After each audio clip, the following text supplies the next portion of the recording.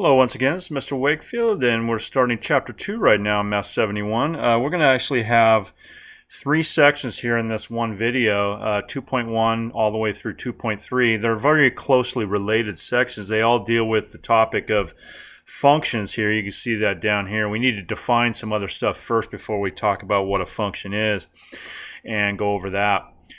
Let's go right to the beginning here and talk about a few words here. We'll jump into these first couple problems here, which are pretty simple problems compared to most problems you'll see this semester, as you'll see. But it's a good way to get started here with this topic. The first thing is it says that any set of ordered pairs is a relation. Well, let's back up for just a moment. What's an ordered pair? An ordered pair is basically when you have two numbers together with a comma in between and they have the parentheses on each side. So the -4 comma 7 right here, that's an ordered pair. And they call it an ordered pair because the first number is always the x number. The second number is always the y number. All right, and you may remember that when you graph something on a bigger graph like this right here, we'll see in the next section, we have an x-axis and a y-axis. We'll review that when we get to it. That's where the x and y comes from. All right, so if you graph, you can graph any one of these ordered pairs here on one of these grids here. We're not going to do that in this problem, but I'm just telling you what the purpose of these four ordered pairs are normally. But in this problem, we're just going to do something a little bit simpler than that. But that's what it is. It's x comma y. So the first number is always the x. The second number is always y. This is a relation because it's any set of ordered pairs. And so this is a set of four ordered pairs. That qualifies as a relation then. So what we're going to do in this problem is just find the domain and range, and then it asks one other question after that. We'll get to that. So the domain, all they want you to do, and look up here, it says it's the set of all x's, the set of all x coordinates. In other words, the set of all x's in all the ordered pairs that you have. So all you have to do is just list out, and when we make a set of anything in math, we usually use these fancy looking brackets right here. That's why I put that there. So if you're listing out the set of all x's, you just put commas in between them to tell them apart from each other. And so that's all you got to write, okay? And that's a domain because that's the set of all the x's, the first number in each ordered pair. The range is exactly the same concept as domain, except for it's the y's instead of the x's. And so that's going to be what? It's going to be 7, -2. I'm just taking the second number in each ordered pair because that's what the y's are, the second number. Okay, and you'll see that -2 appears twice. When you list out a set of numbers, in this case, you don't need to do any repeats. And so if something repeats, you only have to say it once. Just say all the different numbers that are in the range, all the different y values, in other words. And same thing with the domain. If you ever get any repeats like that, you only need to say all the different ones, okay? The last question here is, it says, determine if the relation, in other words, this thing right here, determine if it's a function. Well, what is a function? A function is it's a relation in which each x corresponds to one and only one y. Okay. Let me give you a easier to understand definition. That's the official definition. Let me make it easier to understand. In other words, a function is a set of ordered pairs in which no two different ordered pairs have the same x. In other words, if all of the different ordered pairs that you have all different x's, none of them have the same x, then it's a function. Are all the x's different here, you guys? They sure are. -4, 9, 1, and 5. If all the x's are different, assuming that all the ordered pairs are different, okay, you don't have any repeat of the ordered pairs. Like, for example, you don't have like -4, 7 and then another -4, 7 over here. Assuming that the ordered pairs are different, then all you got to do is look and see to make sure that all the x's are different. Okay, if a couple of the x's have been the same, that'd be a different story. We'll see that in the next problem. Okay, so yes, it's a function. Okay, and so that is the first problem here. These three things they asked for. Okay, let's do that same thing again. All right. Same question. What's all the x's? And again, you don't have to list out any repeats. -3, 6. -3, you don't need to say it again. 13 and 0. Okay. The range is what? It's the set of all the y values, right? So I just write down all the y's, all the second numbers. 7, -1, 4, -2 and 9, right? All right. Is it a function? All right. In order to be a function, these are all different ordered pairs, all right? There's no two that have the same x and the same y. There's no two ordered pairs that are exactly the same. So as long as that's the case, all you got to do is just look at all the x's and see if any of them are the same or not. If they're all different, then it's going to be a function. But here's the problem here. These two are the same, -3 and -3, right? Okay, if you have two different ordered pairs, and these are different ordered pairs because the y's are different. Okay, so they're two different ordered pairs, but they have the same x. And so, no, it's not a function. Because why? Because there's two x's that are the same. All the x's have to be different in order for it to be a function. We'll see as we go on through the semester and talk about functions, and we'll talk about it a little bit here in this video today. It's a good thing for the x's to all be different, and that's why we have this separate concept called a function. All right. So we don't just deal with relations, but we deal with some relations that are functions as well, as opposed to some that aren't. Because when they're functions, all right, it kind of you'll see a little bit more later, but it kind of makes it a little bit simpler to work with when it's a function. All right, when you don't have any x's that are the same. Anyway, we'll get into that more later. All right. What is this next thing here? This next problem looks totally different, doesn't it? It says find f of 3. I want to back up here for a moment. Whenever you have, and let's look over here at this formula first of all, and then this will make more sense. Looking at this formula, whenever you have on one side of an equal sign, you guys, a parenthesis with an x in it, okay, a parenthesis with just an x in it, and then a letter. It doesn't have to be F, although it usually will be, but it doesn't have to be. Okay, so a parenthesis with just X in it, and then another letter outside of it, and that's all you have is just those things on that side of the equal sign, then that's called a function. I know this looks like F times X. I know it looks like that, but it's not. And that's why I wanted to make it clear. If you've got X inside of a parenthesis with just a letter outside, and that's all you have on that side of the equal sign, this is not F times X in that case. It is a function. Let's talk about how to use it. Okay, so what they're saying here is they're saying that if you replace the F, or pardon me, if you replace the X here with the 3, see how it looks like they replaced the X with the 3 right there? Okay, coming from over here. What that means is it does not, let me write it down first. It does not mean F times 3 though. What does it mean? It means that obviously since the X got replaced by 3, that means that X is equal to 3, right? You don't have to write this down, but I'm just going to emphasize that off to the side here. Okay, so X is equal to 3. Then what you do is you then, since X is equal to 3 on this side of the equal sign, and I put the 3 in there, that means that X is also equal to 3 on this side of the equal sign. So what you got to do is you got to replace the X's over here on this side with a 3 also. But you got to do it the right way. Let's be careful.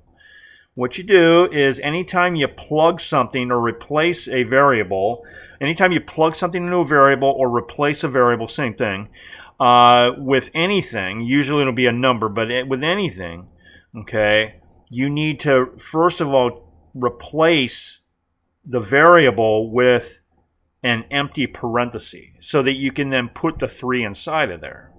So anytime you're replacing or plugging in to a variable, replacing the variable or plugging in to the variable, you need to first of all change the variable to an empty parenthesis. Everything else stays the same. The 3 stays the same.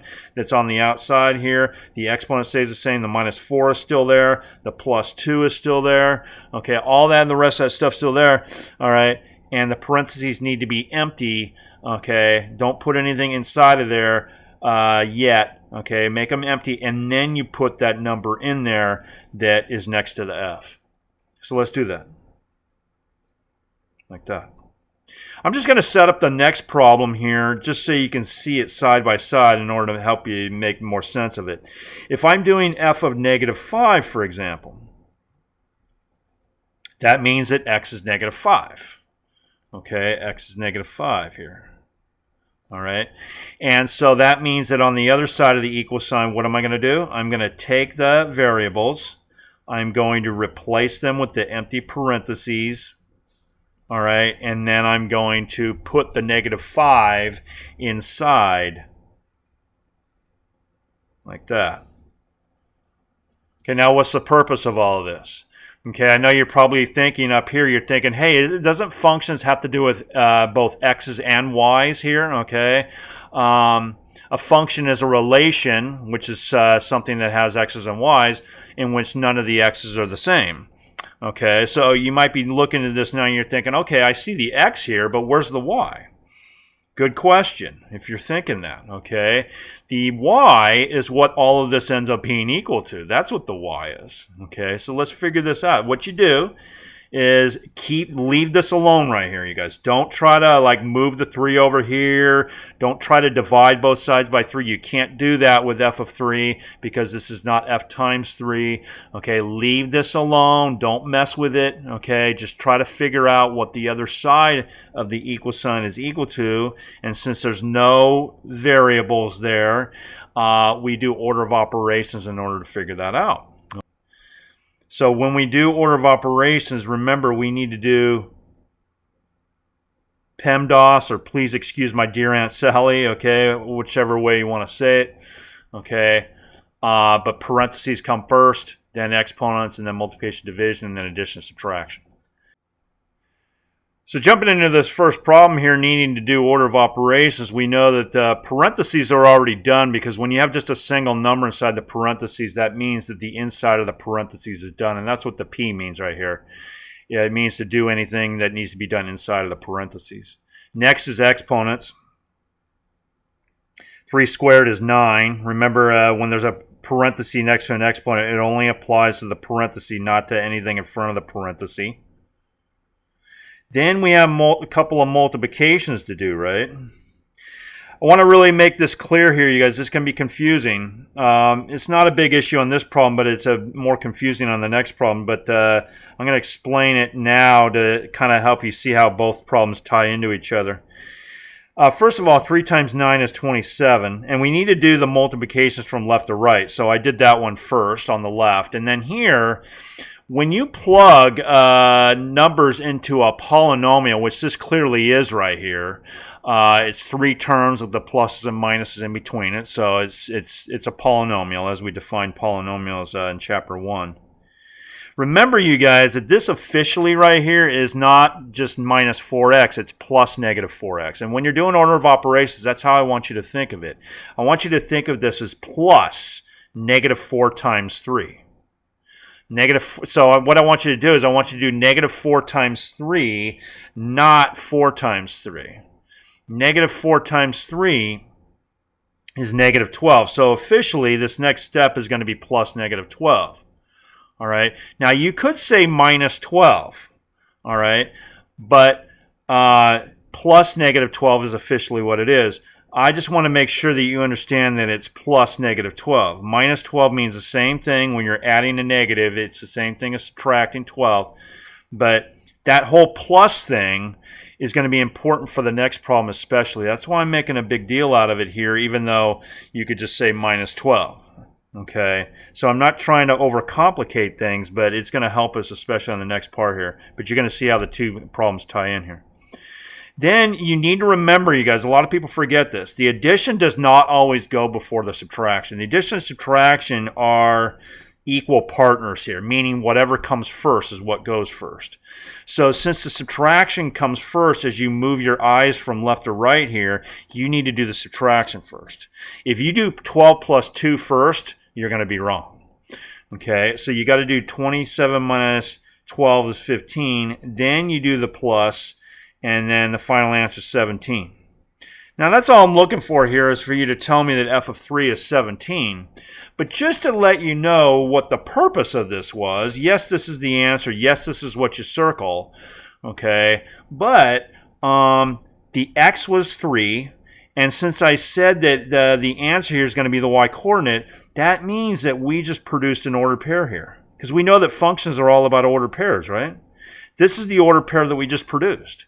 Okay, I told you to plug in 3, and you got 17 as an answer. That means that 3 pairs up with 17. Again, don't circle this. This is not the answer. This is just going to help us for later on, okay, when we use functions for other things. Okay, so that's the purpose of this. That's how this ties into this stuff up here. Okay, it's because the number you plug in is x, and the number you get as an answer is y. Let's do that again over here. So f of negative 5 is going to be when you plug all this stuff in here. Again, no parentheses to do. But we got to then do the exponent. Negative 5 squared is 25.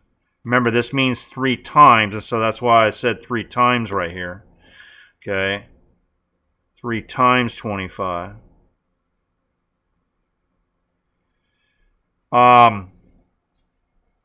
Then we got to do the multiplication from left to right, so we got the 75. And then, like I said, this officially is what? This officially is negative 4. This is plus negative 4x. And so this is plus negative 4 times negative 5. All right, so when you do negative 4 times whatever you plugged in, remember that it's negative 4, not just 4. All right, and then it's being, the answer is going to be added. And so negative 4 times negative 5 is positive 20, right? See, this is what I was concerned about earlier, a few minutes ago. I don't want you to just write down 20 right here because it's positive. All right? Because this is plus negative 4 times whatever you plugged in, this is plus 20. Just like over here, this was plus negative 12. It's just that I could change it to minus 12 because it was plus negative. But here, since this is positive 20, you need to remember to bring down that plus right there because officially it's plus negative 4 times whatever you plugged in. Okay, so I'm really concerned that we remember to bring down that plus right there when it's positive. All right, and that's why I was making a big deal out of that. We just have a couple of additions to do. We go from left to right. 95 plus 2, and that final answer is going to be 97. What did we just, this is the answer here, go and circle that, but what is the purpose of what we just accomplished from a function standpoint? Negative 5 pairs up with 97. That was the purpose of it. Again, you don't circle that. You don't even need to write that down, okay? But that is the that's how it ties into the whole thing with x's and y's, okay, and ordered pairs and everything. Let's do one more. It says f of 5a. Now, you might think that's kind of weird because there's a letter in there. And you're right, it is kind of different. But we still do the same stuff almost. I'll show you what's different. But otherwise, we do the same stuff. We plug in whatever's inside of that bracket next to the f. That's what gets plugged into the x over here as well. Okay, remember, whatever's inside that bracket represents x. And so that's why it replaces the x on the other side of the equal sign. Once again, the parentheses are done. 5a, you can't do 5 times a. There's nothing to do there. 5 times a is just 5a. And then we then do exponents. As we learned in chapter 1, when you take this to the second power, it's going to be 5 squared equal to 25. And then you multiply the exponents. 1 times 2 is going to give me a squared right there. And then we do the multiplication. So in other words, you guys, even though this has got a variable in it, a letter in it, we still do order of operations. It just looks a little bit different. We still do it in the same way. We still do the exponents, okay? We still do the multiplication from left to right. So 3 times 25a squared is going to be 75a squared. And then negative 4 times 5a is negative 20a. But remember, it's plus negative 4 times 5a. So officially it's plus negative 20a. And when you're adding a negative, it's the same thing as subtracting. As long as you are getting ready to add on the next step here, all right, that's what's going to happen. You can change that to minus. All right. And that's exactly what we're going to do. Is on the next step we are going to add the negative 20a, so you can change it to minus then. Okay. Now normally at this point you would then subtract and add, just like we did over here, subtract and then add. Look, these two problems look very similar, not including the a there. But here's the thing though. What did we say, you guys, when we talked about like terms back in chapter 1? Okay, you cannot add or subtract terms that are not like terms. This is a polynomial with 3 different terms. They're not like terms. They're being added and subtracted. You are not allowed to combine 3 terms that are not like terms if they're being added and subtracted. And so unlike this problem, okay, you can actually stop right here. In fact, you should, because we can't subtract here and we can't add here. How come again? It's because they are not like terms. We can multiply. Okay, and we did that back here. You can multiply terms that are not like terms. You can divide terms that are not like terms, okay, in certain situations, but you cannot add and subtract. Okay, so we stop right there. All right, but usually if there's no variables, in which there usually won't be, you just take it all the way until you just got one number as your answer. Okay. So what I want you to do right now is do problems 1 and 2. They're very similar. We got a couple problems over here where there's some variables, but go ahead and do the same steps on these 2 problems here as you would for f of 10, where it doesn't have a variable in it. Do the same types of steps, okay, and then we'll look at the answer. We'll make sure you're doing okay with that. But just think of the same steps. It'll just look a little bit different because the letters are in there, okay. So try these 2 and then hit the play button. We'll see how it looks. Okay, let's take a look at number 1. F of 3. F of 3. Plug in the 3. Oh, there we go. That's better. Plug in the 3. Do the same normal things that we did for f of 3 above. Okay, no parentheses to do, but we have the exponent right there. We then do the multiplication, remembering that this is negative 4 times 3 is negative 12, but plus negative 12, since I'm about ready to add right here, that's the same thing as minus 12. So remember to subtract first in this case, because the subtraction comes first as you move from left to right in the problem there. 6 plus 1. His final answer is 7. Negative 3 is going to be very similar. Okay. Plug in negative 3. You get the exponent. And then when you do the multiplication, remember this is negative 4 times negative 3 since it's positive 12. And since officially it's plus negative 4 times negative 3, that means that it's plus 12, not just 12 only. We then do the addition, and we get 31. Okay? Number 2, f of 10. We plug it in, and remember with order of operations, if you have just a single fraction like we do here, you figure out what the top and bottom are equal to. Multiplication comes before subtraction, so we end up with 30 minus 1 is 29, and then 10 minus 5 is 5 right here.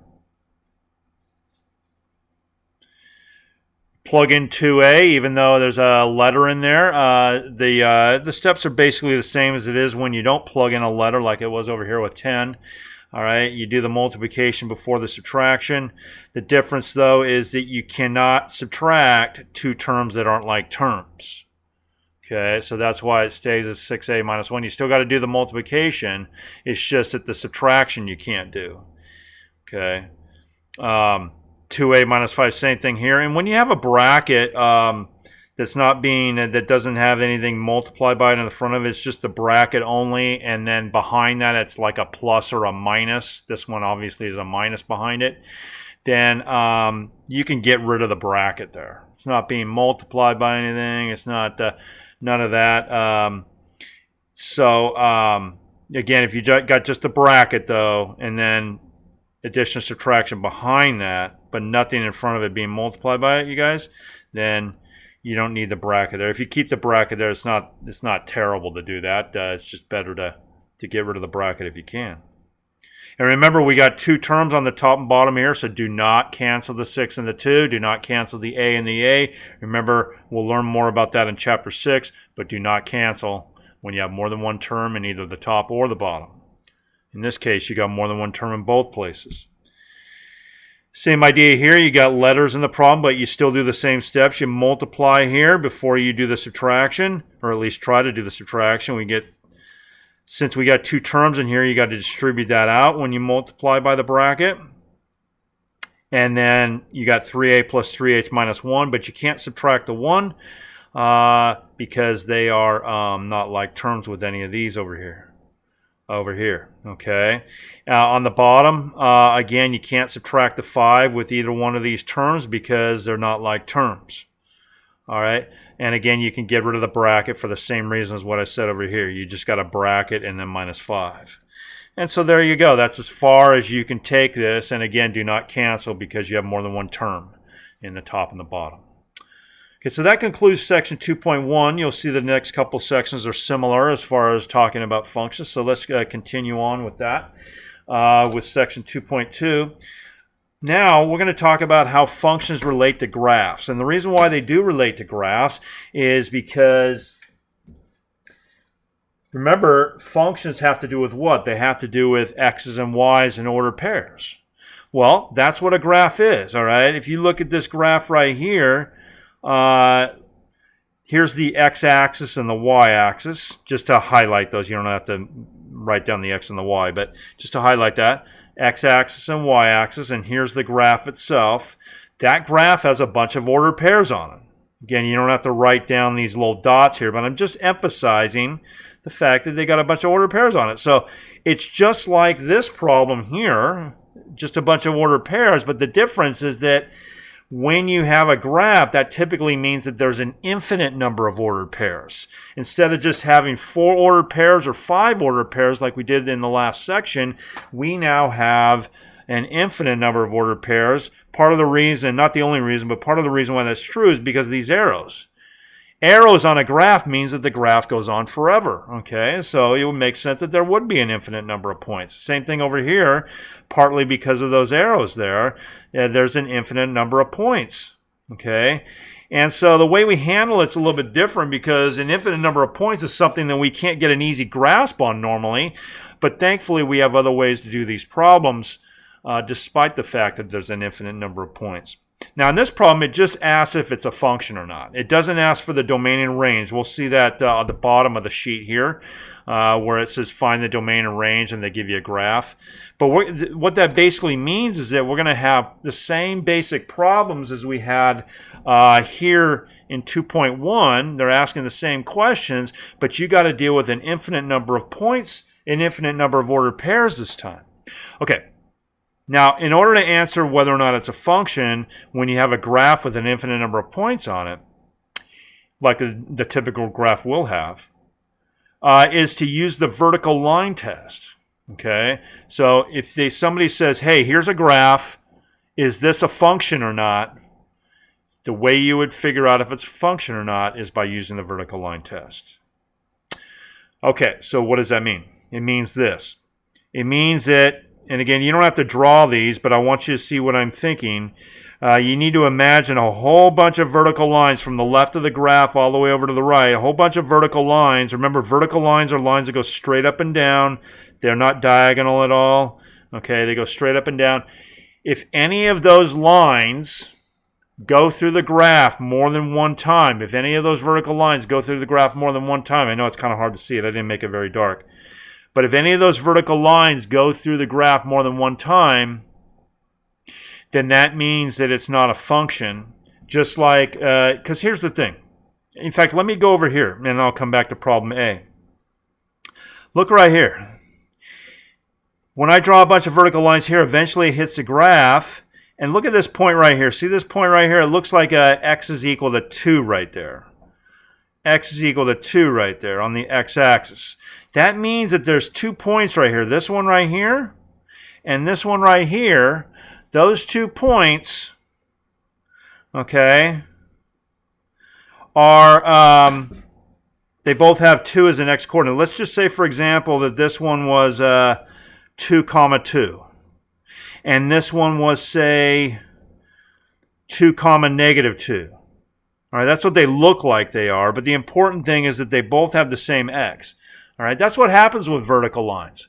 If a vertical line hits a graph more than once, since all x's are the same on a vertical line, if a graph hits a vertical line more than once, then that means that you have 2 points at least on that graph that have the same x. And we know that that's bad as far as functions go.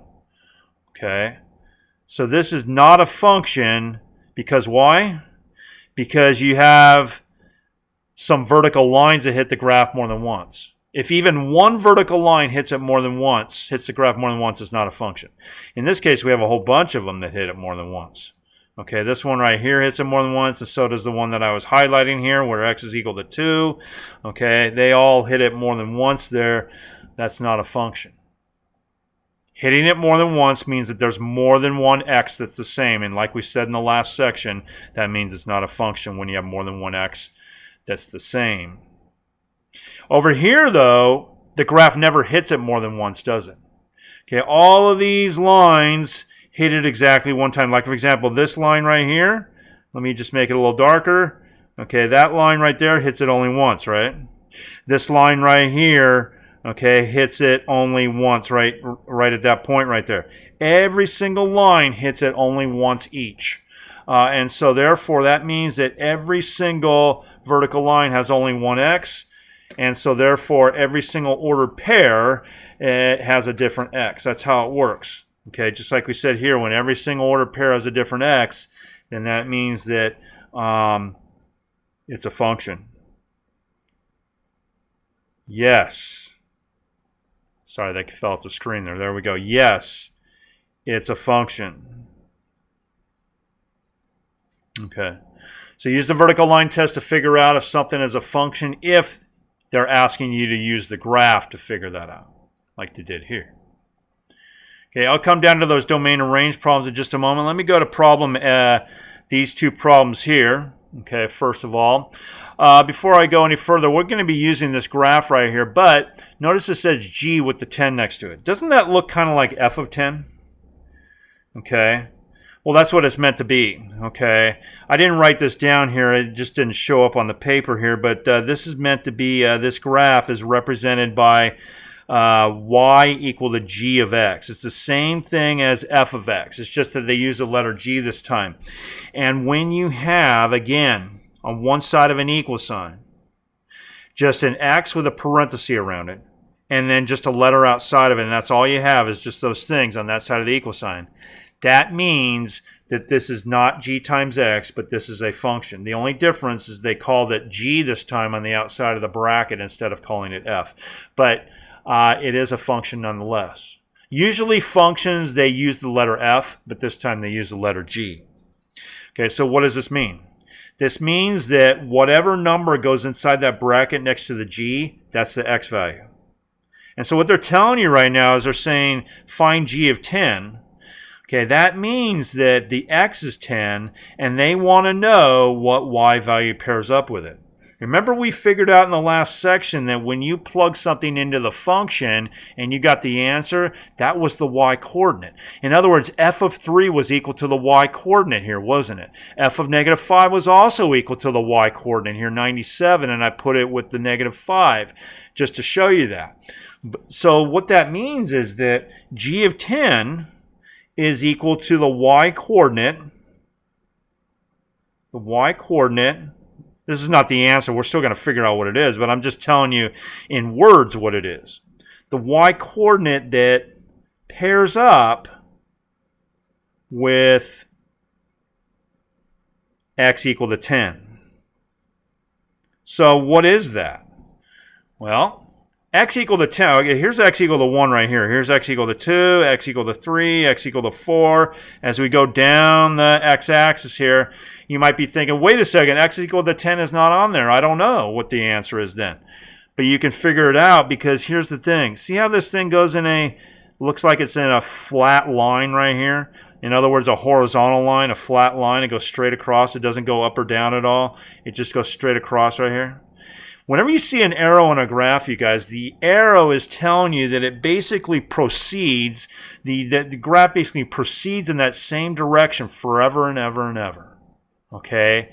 And so if it's 5 right here, that means obviously the next one is 6, and then, let me just draw out a few more here, 7, 8, 9, and 10. So 10 is right there, right? So since this should continue to basically go in the same direction, that you would expect that when it gets to x equal to 10, that the y value on the y-axis right here is still equal to negative 2, isn't it? Let me highlight there that point right there is 10 comma negative 2. So that means that the x value 10 pairs up with the y value negative 2 on the graph, and that means that negative 2 is the y coordinate that pairs up with x equal to 10. So the final answer here is, let's write it down, g of 10, which again is equal to the y value that pairs up with 10, that's equal to negative 2. Okay, let me just give you another example here. What is g of 1? Since x equal to 1, let me write it down up here. You don't have to write this down. This is just extra practice to make sure you understand what's going on here. G of 1, because x is equal to 1 right there, and since the x equal to 1 pairs up with y equal to negative 1 on the graph here at this point, all right, that means that g of 1 is negative 1. This value, again, is the x value. This value over here is the y value that pairs up with it. Just like the x equal to 10 paired up with the y equal to negative 2. Okay. One more here. How about this one? This one right here, this point right here, that has x equal to negative 4 pairing up with y equal to 2, doesn't it? So doesn't that mean that g of negative 4, again, the x value goes in here. And since it pairs up with positive 2, that means that it's equal to that. All right. Again, don't need to write down these two things if you don't want to. You can. I recommend it. But I just wanted to make sure you had some extra practice there so you'd understand. Now, down here it says the opposite thing. It's saying that the y value is equal to 1.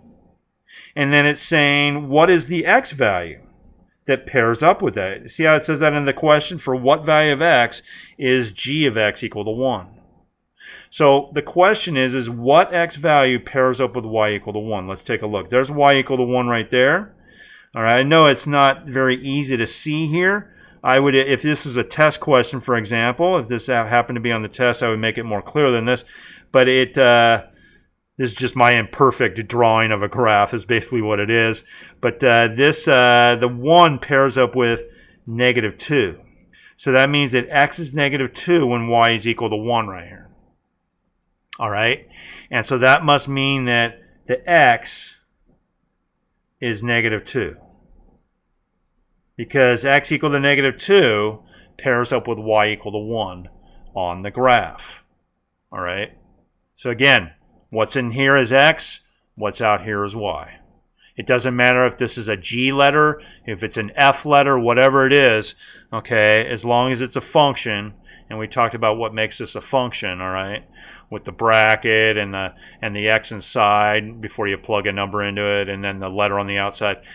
Okay, when it's a function, that's how it works, all right? Going down to the bottom of the page now, we're going to take a look at how to figure out the domain and range if they give you a graph as opposed to just giving you a list of ordered pairs like they did right here in section 2.1. Okay, and I'm going to look at this on a different sheet here. It's the same problems, just on a different sheet where I have some additional notes that I need you to see. Same problems here. I got some additional things I highlighted on the graph as well. I'm going to look at this graph first, and then we'll bounce back to this other graph over here on the left after that.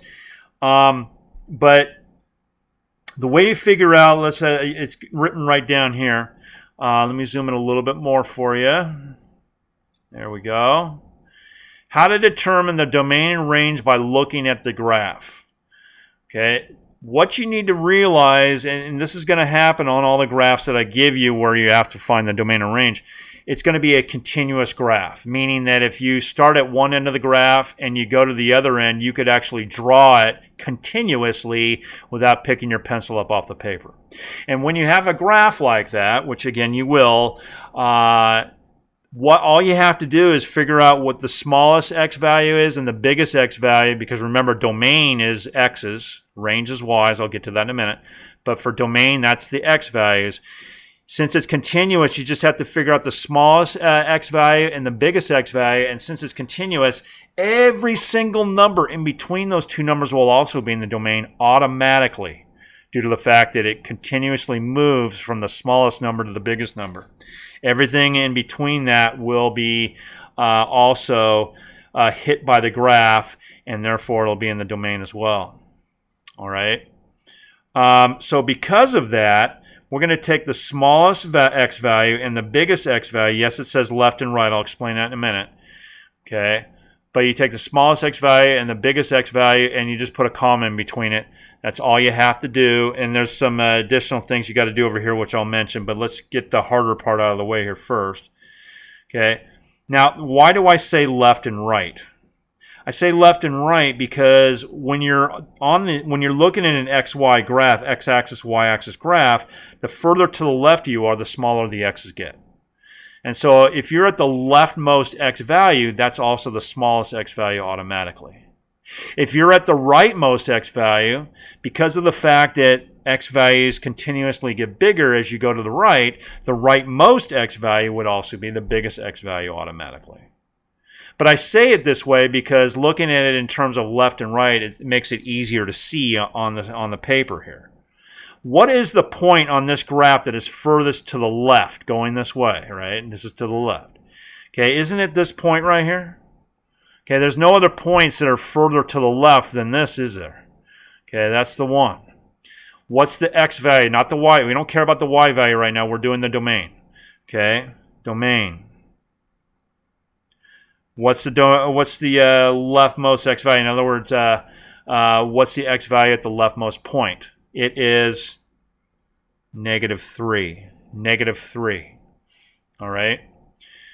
What is the rightmost x value, which will automatically be the biggest x value? Well, in order to find that out, you first of all need to find the rightmost point.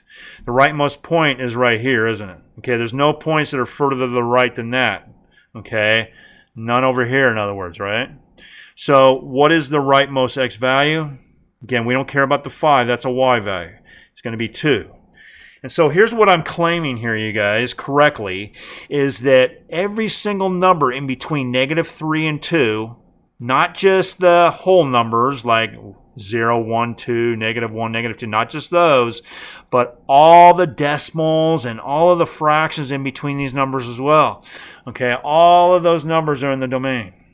That's an infinite amount of numbers, and that's why we have to write it this way. We can't just list them all out like we did in section 2.1. There's going to be an infinite amount of x values because of all of those decimals that are in between -3 and 2.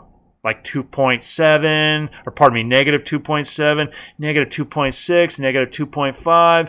Okay, if you get close to 2, you're going to have stuff like 1.4 and 1.3 and 1.2. There's so many. There's an infinite amount of them. You can't possibly list them all out. So this is what we do here. We do this thing called interval notation. And that's what I'm doing right now. It kind of looks like an ordered pair, but it's not. Okay. But you put the leftmost x and the rightmost x here, with the comma in between, and then it says here, if you've got a closed circle, like this is, okay, you'll see that on paper. I know I kind of darkened that in with a red pen, but that's a closed-in circle, and then this is an open circle. It's empty on the inside. So when it's a closed-in circle, that means you're going to use a square bracket. So since the -3 is located on the closed circle, we put a square bracket on the -3. If it's an open circle, we use a round bracket. Closed bracket means, and we'll talk about this more throughout the semester, closed bracket means that negative 3 is a part of the domain. And when you have a closed circle, they're trying to tell you that that point is a part of the graph. Whereas when you have an open circle, that point is not a part of the graph, just the points next to it. That's why it's empty. That's why it's open. That point is not really there, just the points next to it. They just put that open circle there to say that the graph approaches that point, but that point's not really there. And so just the numbers really close to 2, but not including 2, are actually in the domain. And that's what an open circle means. All right? So if you've got an open circle, as it says down here, all right, if you've got an open circle, then that's when you use the round parentheses, okay, as opposed to a square bracket. And so that's why I put the round one there. All right, so open circle, round, closed circle means you're going to use a square bracket. Let's do the range. It's very similar. The only difference is that you're doing y values, and so that means what? That means that you're going to go lowest to highest, because the lower you go for y values, the smaller the y's get, because the y-axis goes up and down. So the lower you get, the smaller the y value. So the smallest y value goes here. The biggest y value goes here, because the higher you get when it comes to y values, the higher you get, the bigger the y's get. And so the biggest y value is also the highest y value. Okay. So how do you find the lowest y value? You go to the lowest point, and this is the lowest point, isn't it? What's the y value right there? Negative 5. What is the highest point? The highest point is 2, 5 right here, where that open circle is. And so we what? We take the y value right there, not the x value. Remember, we're doing the range, okay?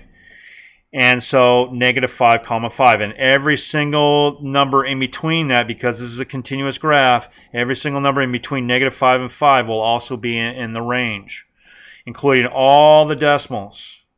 Okay? And that's what it means when you do interval notation. Everything in between the two numbers is also in your answer.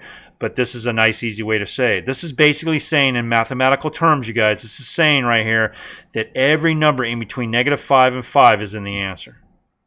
Every number in between negative 3 and 2 is in the domain. That's what interval notation is all about. Again, though, how do we do these brackets? We got to do the brackets in addition to the numbers and the comma. The bracket means what? Or which brackets do we use, rather? Closed circle means square bracket again. Negative 5 came from the closed circle, so we use a square bracket. Remember, these brackets are not the same thing. These are the brackets you use for ordered pairs, not meant to be confused with the brackets you use for interval notation. The ordered pairs will always have round brackets or round parentheses, always. But that's not interval notation, so that's a totally different thing.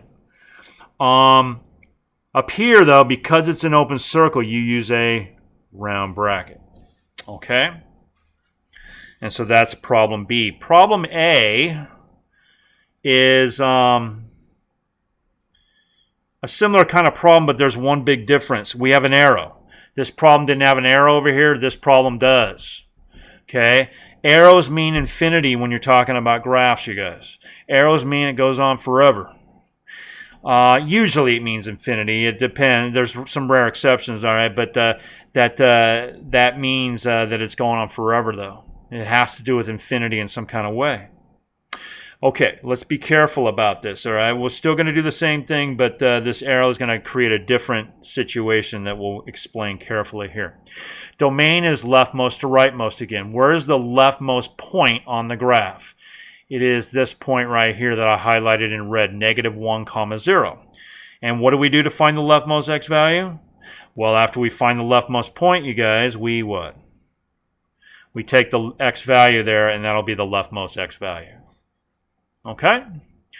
Then here's what's different about this problem. Where is the rightmost x value? Well, whenever you have a diagonal line, you guys, see how this arrow, I don't mean diagonal line, pardon me. I meant diagonal arrow. This is not a line here. Okay, it looks almost like a line, but it's got a little bit of curvature to it. So This is a diagonal arrow, meaning that it does not go straight up and down like this red arrow does, and it doesn't go straight across like this red arrow does. It goes diagonal. But the thing about diagonal arrows, you guys, that you need to remember is that diagonal arrows go forever and ever in two different directions at the same time. They keep on going forever in two different directions. This one goes forever upward and forever to the right at the same time. In other words, if you extended this thing out further towards the end of the page here, you'll see that it's going upward, isn't it? But it's also going to the right at the same time. It's going up slowly. It's going up slowly, but it's going up, and it's also going to the right at the same time. That's what I meant. Okay? So here's the thing. Since it's going forever to the right, there is no rightmost x value. Okay? You can't say that there's a rightmost point if it goes forever and ever to the right and it never stops. So what do we do then? Do we just leave this blank? No, we don't leave it blank. Here's what we do. When the arrow indicates that it goes forever, then you're either going to use infinity or negative infinity. It depends. And let me explain that. Okay, since this arrow goes forever to the right, and since to the right means that we're going in the positive x direction. Remember, we're doing domain, so I'm focused on the x here and the x-axis.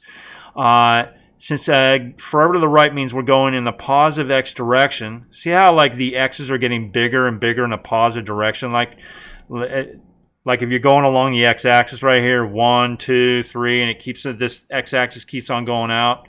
Okay. This graph here, as it goes on forever, and you don't have to draw it, I'm just imagining this here, these x values, these ordered pairs that would be on that graph as it goes out, would be large x values on the x-axis, wouldn't they? And they get bigger and bigger and bigger towards infinity.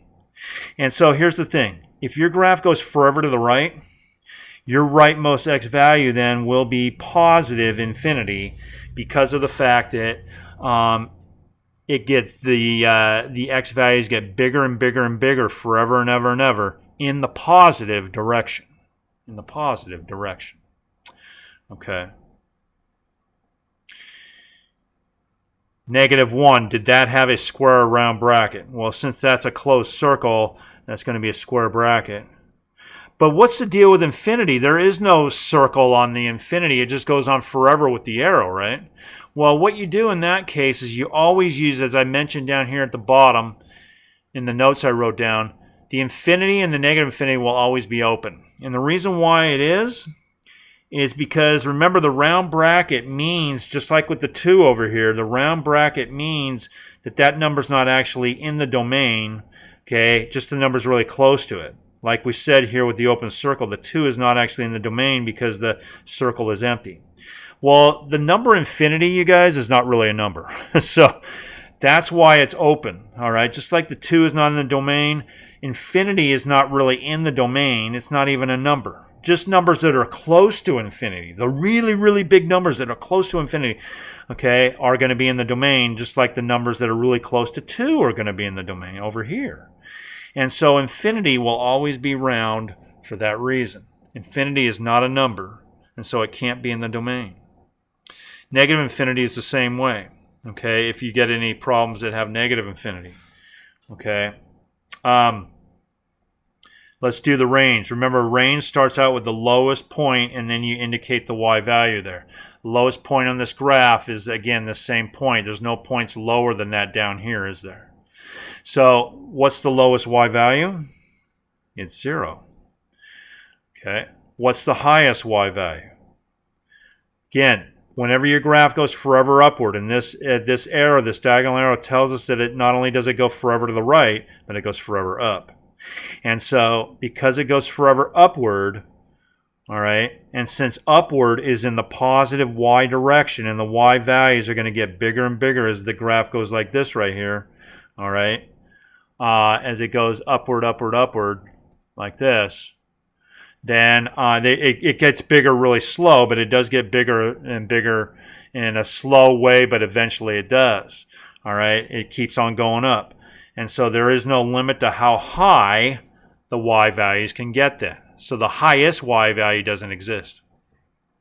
All right, it just goes higher and higher forever and ever and ever. Slowly, but nevertheless it does. And so, in other words, you guys, when you have a diagonal arrow where part of it is going forever upward, that automatically means that the highest y value is going to be positive infinity because it's going in the positive y direction. And remember, range is the y values. Okay.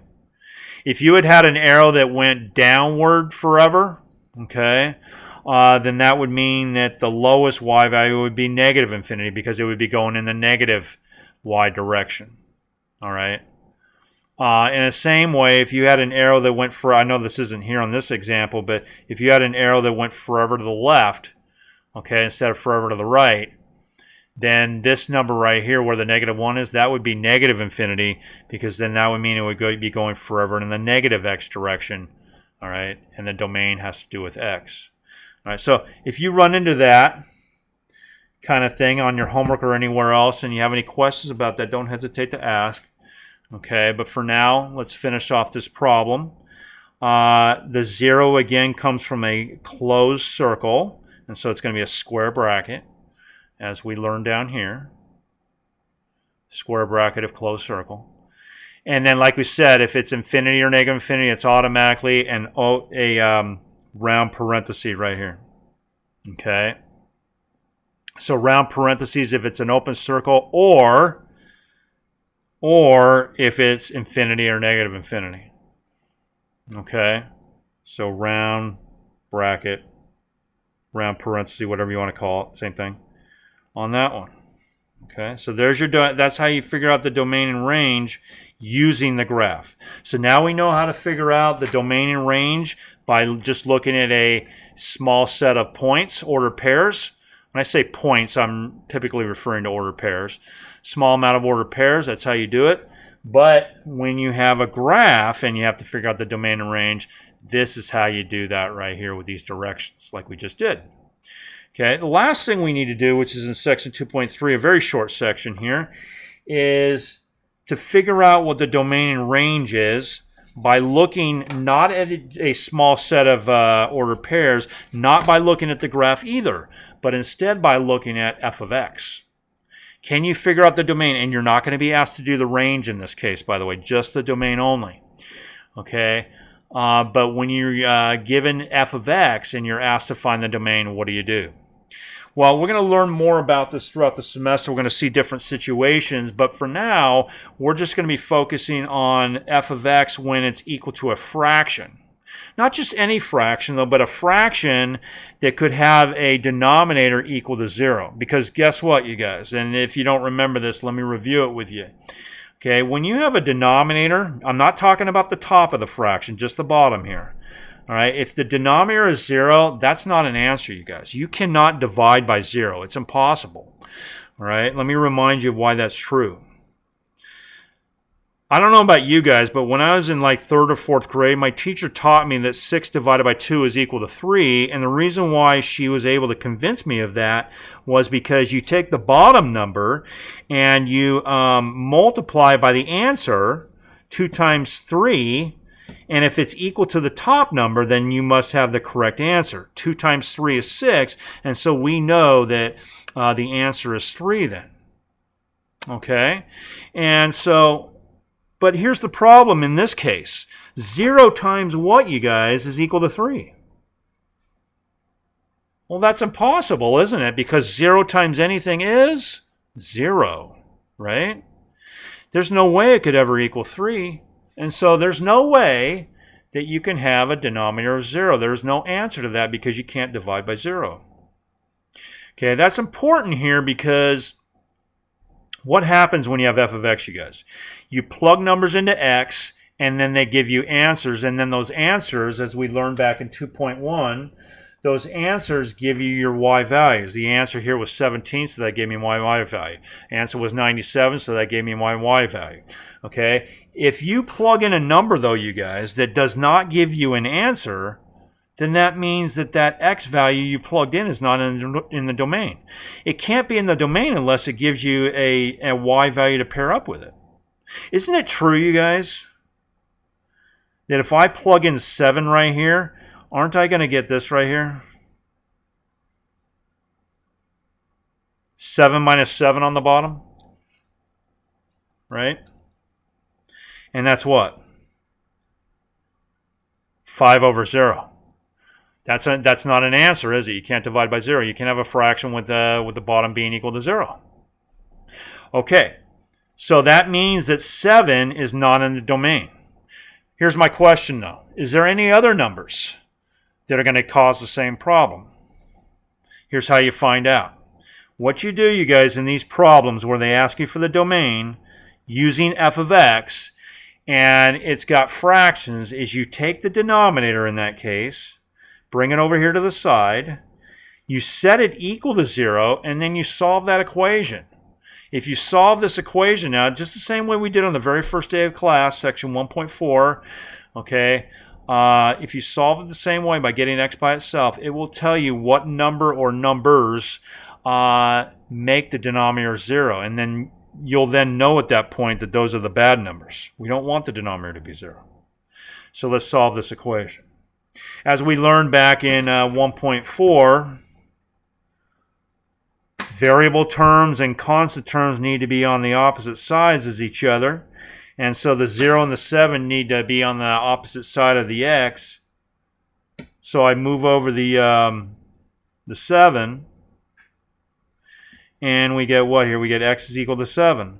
So that confirms that 7 is the only number, because if there was more than just 7 that caused a problem, if 7 wasn't the only number, then this equation would have given you more answers. But since 7 is the only answer there, that means that 7 is the only number that causes a problem. So here's how you do the problem. It says here again you have to put it in interval notation.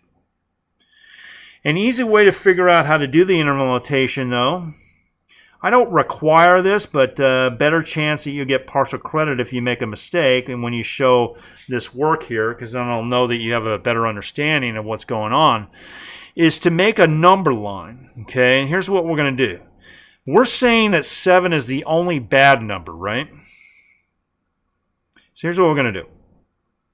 I'm going to put an open circle where the 7 is located on this number line. This number line is like an x-axis, which makes sense because domain has to do with x, right? I'm going to shade in. We'll see number lines later on in chapter 4. This will you'll see this more and more. But for now, let's just give a basic idea of what's going on here with the number line. Let me know if you have any questions about it after we're done with this. But since 7 is the only bad number, I'm going to put an open circle where the 7 is, and then I'm going to shade in everything else, because as you'll find out later, and let me tell you now, when you shade in something on a number line, that means that those numbers are in the answer. Okay, they're in the answer. Sometimes it won't be the final answer, but since we have only one number line here in this problem, it will be. Okay, so how do we write the answer in interval notation?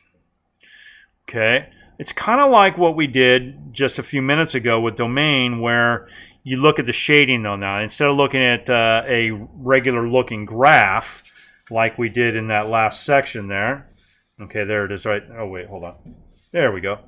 Instead of just looking at a graph right here, you're going to be looking at this number line where it's shaded. You can see that where it's shaded, the shading, the leftmost point of the shading is all the way to the left, isn't it? In other words, it goes forever to the left. The shading goes forever to the left. And as I mentioned briefly just a few moments ago, okay, when you have an arrow that goes all the way to the left, okay, an arrow that goes all the way to the left, that means that the domain is going to start with negative infinity, because that means that it goes forever in the negative x direction. So if your shading starts, or if your shading goes all the way to the left, rather, that means that it's going to start at negative infinity. I'll put the brackets in there in just a minute. But this interval notation is going to look slightly different, though. Okay, what we're going to do is we're going to put a comma there, and then where does it, you might be thinking, hey, this is where it ends over here. This is the rightmost point. But when you have an open circle that's sandwiched between two shadings like this is, it works a little bit differently. Okay, we didn't see that on those graphs we looked at a moment ago. Here we had the open circle, yes, but the graph ended right there, so that's different. when you have an open circle that's sandwiched between two shadings of the graph, then here's what you got to do. The graph ends at -7, or pardon me, +7, temporarily ends there, but then it's going to start back up again on the other side of 7. Okay. Before I get into that, though, remember negative infinity is always a round bracket, like we said in 2.2. 7 is also a round bracket because it has an open circle there. So we know that that means round bracket right here. And then what happens is when you have an open circle where the shading stops and then it starts back up again like this, you put the word or in between that. We'll get a better understanding of what or means later, but for now, when you have a break in your shading there in this problem with an open circle in between it, you put the word or there. Okay, so it starts at negative infinity on the shading. It ends temporarily at 7. Okay, put the word or where it temporarily ends, and then it starts back up again on the other side of 7, on the right-hand side of 7. And then it keeps the shading keeps on going all the way to positive infinity. And I know that because when it goes forever to the right, the shading, okay, just like when the graph goes forever to the right, it's going to go towards, as far as the domain is concerned, it's going to go towards positive infinity. And these brackets are always are also round for the same reason. The 7 is next to an open circle, and then the infinity is always round. And that, you guys, is how you do interval notation. Okay, so the basic idea in these problems is figure out where the denominator is equal to 0, put an open circle on the graph, shade everything else in, because there's the only problems that you're going to have in these types of problems here, the only issues that you're going to have is when the denominator is 0. Later on, we'll see some other things that cause a problem with the domain, but not now. It's just the denominators and the fact that they could be equal to 0. That's the only issue. So shade everything else in besides the number that made the denominator 0. Okay, put an open circle there, and then do the interval notation like I just showed you. And don't worry, we're going to do one more of these types of problems here again in problem B. So if you didn't quite grasp all the details, we're going to do it again here. Okay, what are the numbers that make these denominators equal to 0? We have 2 of them this time. Okay, so there's going to be 2 different possible issues here. What you do again is you set these denominators equal to 0 separately because they both could potentially be equal to 0. All right, so you got more than one denominator, set them equal to 0 separately so you can find out which number or numbers causes the problem for both of these. What makes the denominator 0?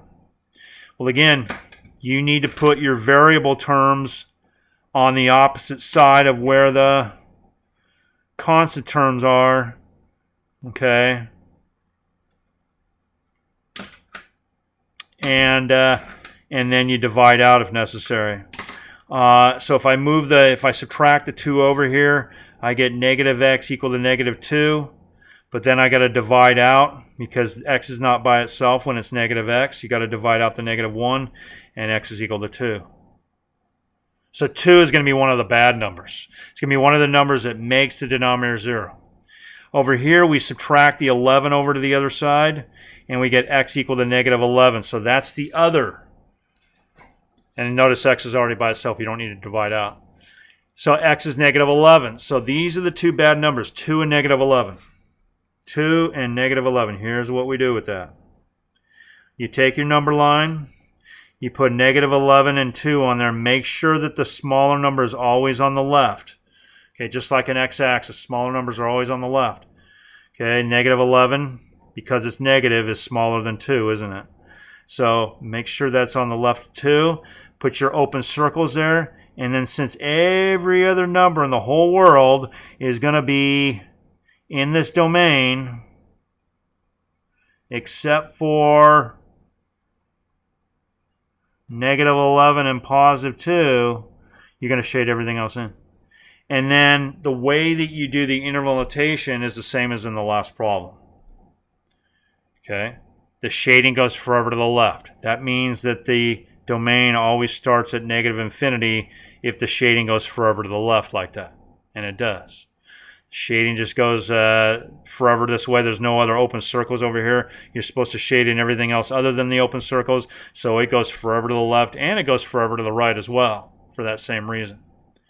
We'll get to the forever to the right here in just a minute, though. And then it temporarily stops at negative 11. So again, just like in the last problem when we did it with 7, you stop it at negative 11. You put your open circles there. All these problems in this section are going to have open brackets or round brackets. All of them will be, because of the fact that this is an open circle and because of the fact that the other brackets are going to be related to negative infinity or positive infinity. They're always going to be round brackets in this section when you're doing the domain of f of x, always. So I'm not saying that that's always going to be true in future sections when we do domain of f of x, but here, because of the open circles and the arrows that go on forever to the right and left, that's why. We then put the or there where the open circle is, just like we did with the 7. We then start it back up again at the negative 11 on the other side. Starts back up at negative 11 on the other side of it, and it goes all the way to what? It goes all the way to 2. All right, open circles there because they're both round, because they're both open circles. So open bracket, round brackets here because these are open circles. All right. Once again, you put the word or where you see an open circle there, and then you start back up again on the other side of 2. And since the shading goes all the way to forever to the right, just like we said over here, and just like we said in 2.2, forever to the right means infinity. And so if your shading goes forever to the right in these problems, okay, that's what's going to happen. It's going to be infinity. Round brackets on both of those. So that is your final answer right there. Okay. And so that is finding the domain of f of x, at least for now. Later on, we'll see bigger problems than that. But for now, you just have to focus on figuring out what that makes the denominator equal to 0. Speaking of that here in number 1, you guys, a lot of people get thrown off by this. They see this x and they think they have to do something with it. You don't have to do anything with it because there's no fraction there. We're only concerned with what, you guys? We're only concerned with the denominators. Okay, we have 2 of them over here. We have only 1 here. Set these 3 denominators equal to 0. Figure out what the solutions are. That's where your open circles are going to go. And then you proceed accordingly. So go ahead and please try that. Let's see how it turns out. And then that will conclude section 2.3. Number 1. Okay. Got to set the denominator equal to 0. If we do that, and you can move the, by the way, I didn't do this earlier, but you could also move the variable term over here, even though we're supposed to get the 6 and the 0 together. Because that's 0, if I move the x over there, it's just going to give you x equal to 6. Remember, on that step where you move the red and green terms to opposite sides, the constant terms and the variable terms, okay, you can do that however you want, as long as you eventually end up with a single variable term on one side and a single constant term on the other. So this is kind of a shortcut to that because I knew that 0 plus x was just going to be x, and that would get x by itself. You could have also moved the 6 over and then divided by negative 1. It would have given you the same answer. Okay, but I'm just telling you that alternate thing there. So 6 is the issue, right? 6 is the thing that you need to put on your number line as an open circle because that's the only number that is not in the domain. You shade everything else because everything else is in the domain. And then what does the interval notation look like? It looks like this right here. Negative infinity is where the shading starts. It goes all the way to it goes all the way to positive 6. Okay. Then you put the or where the 6 is, and then it starts back up on the other side of 6 and goes all the way to infinity because the shading goes forever to the right. That's number 1. Number 2. What are the numbers that make these denominators equal to 0? They are negative 8 and positive 10. Negative 8 and positive 10. Okay. And so we put those two numbers on the number line just like that. Make sure the -8 is on the left because it's smaller than 10. And then put your open circles where those numbers are, because those are the bad numbers. Those are the numbers not in the domain. And then you shade everything else in. And then you do this problem the same exact way that you did this problem up here. Okay? Because there's two open circles the same way. All right? All round brackets. You put the word "or" wherever you see the two open circles. Okay? And it's very similar to this one. Okay, so let me know if you have any questions, not just on 2.3, but on all three of these sections here, from 2.1 all the way to 2.3 in this video. And you have a good day, and we'll see you back for section 2.4 next time. Take care.